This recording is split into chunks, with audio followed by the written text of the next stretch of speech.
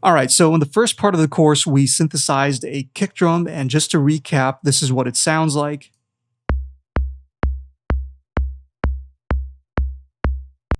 So not very interesting, not very cool, but that's why we're going to use some processing and some plugins to make it sound as punchy and as tight and as powerful as possible.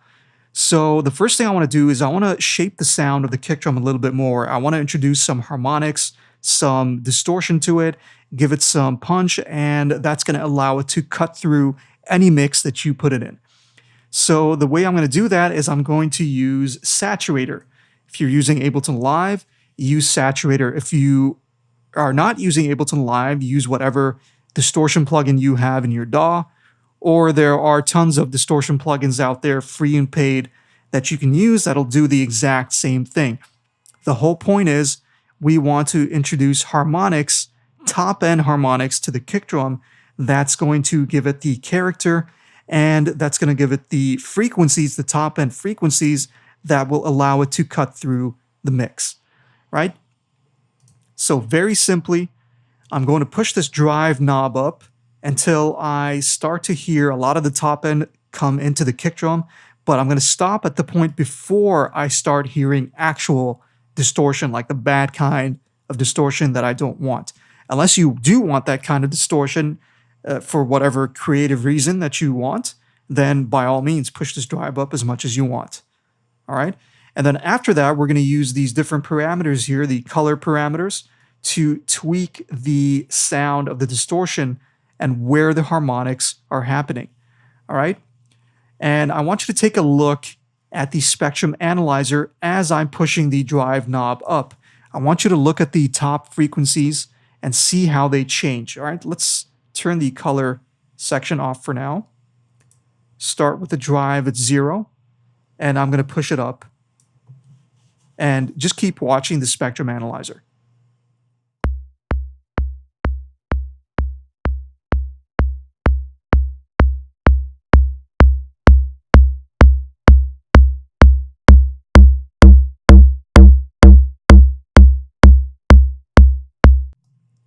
Right, so you can see the more I push the drive up, the more harmonics happen in the kick drum sound. And again, that's what allows it to cut through a busy mix. And that's what gives it the punch and the character and the power. So you can see how powerful it is to use a distortion plugin when you're synthesizing your own kick drums, right? So for me, that, pushing it all the way up here is overdoing it. I don't want it to distort that much. So I'm just going to push it up to a point where it's punchy enough and powerful enough for my ears.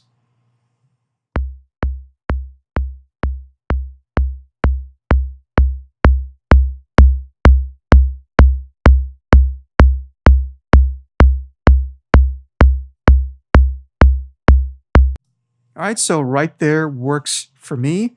I'm going to engage the color section and see if I can tweak this saturator unit anymore and see if I can maybe get a better sound out of it or not. If I see that it's not really making that much of a difference, then I can just turn the entire section off.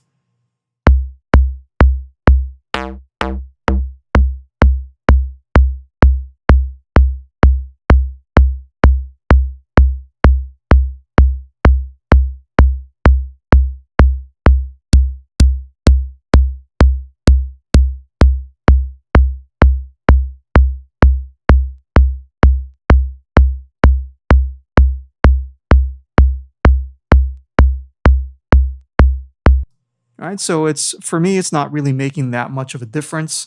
So I'm going to turn it off. The DC filter basically cuts off the very lowest frequencies of the sound.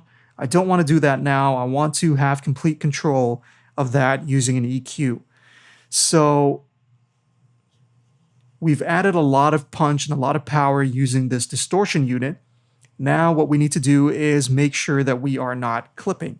So we're going to need to use this output knob to turn the volume back down. So we're going to volume match, basically. I'm going to show you a quick and easy way to do that. If I switch over to the other view, or an alternative to that is you can use a spectrum analyzer, whatever works for you. So if you're in Ableton Live or whatever DAW that you use, there's always a peak readout for the channel that you're working on. So in Ableton Live's case, it's right there. So I just want to compare the peaks before and after this plugin, and then I'm going to volume match.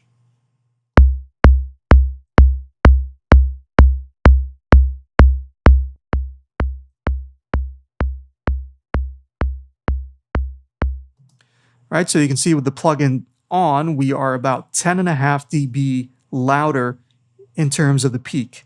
So I need to turn the output of this plugin down by about 10.5 dB. Now let's compare again.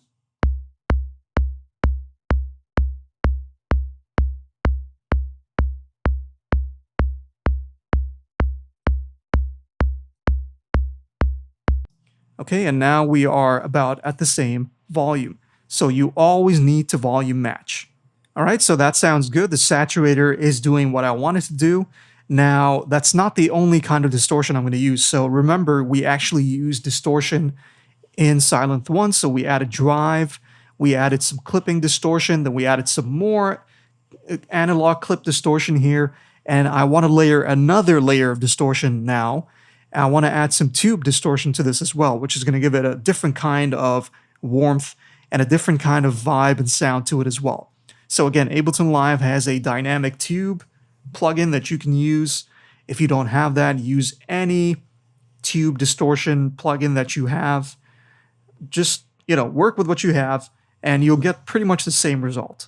All right. So again, I'm going to tweak this plugin. I'm going to see what each of these does to the sound, right? If I push them really hard, I want to see what they do to the sound and then just tweak it until I get something that sounds good.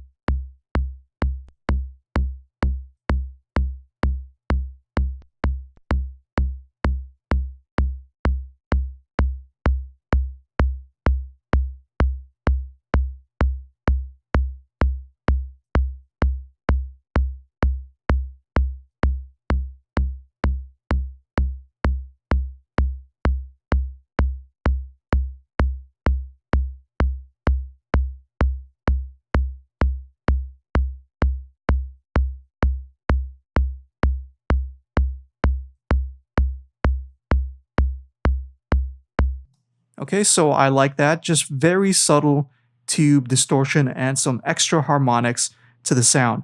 All right, so that is it for the distortion and harmonics section of the processing of the kick drum.